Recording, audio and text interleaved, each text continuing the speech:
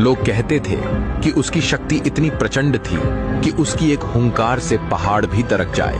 बाबा जी उसे जगाने उसके पास पहुंचे। राइस्टार ने डरते हुए पूछा, बाबा जी अब क्या करना होगा?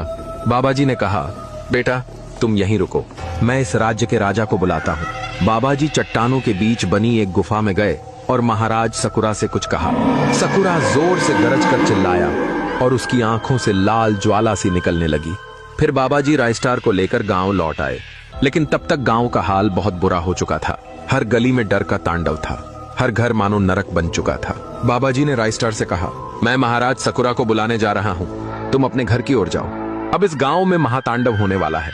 यह कहकर बाबा जी गांव के चौराहे पर अपनी जगह पर जा बैठे। इधर गांव के लोग भी अब डर और गौस्से में हथियार लेकर इकट्ठा होने लगे। लेकिन तभी एक डरावना गीत गूंज उठा।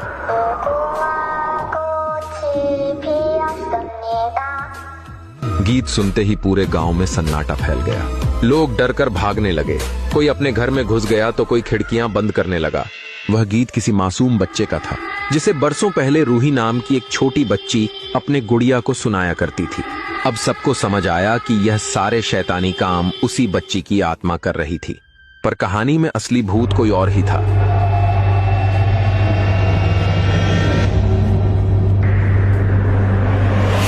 इस गांव में आखिरकार आ ही गया महाराज सकुरा।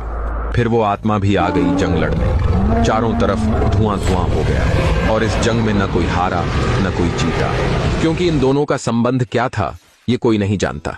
महाराज सकुरा का असली राज्य और उसकी कहानी क्या थी, ये तो बस इस कहानी का एक छोटा सा हिस्सा है। अगर पूरी कहानी देखोगे तो बहुत सारे पार्ट्स में दिखाना पड़ेगा, और इस कहानी के अंत में राइस्टार को भी मिलेगी जादुई शक्ति, और राइस्टार का रूप देखकर सब लोग हैरान रह जाएंगे।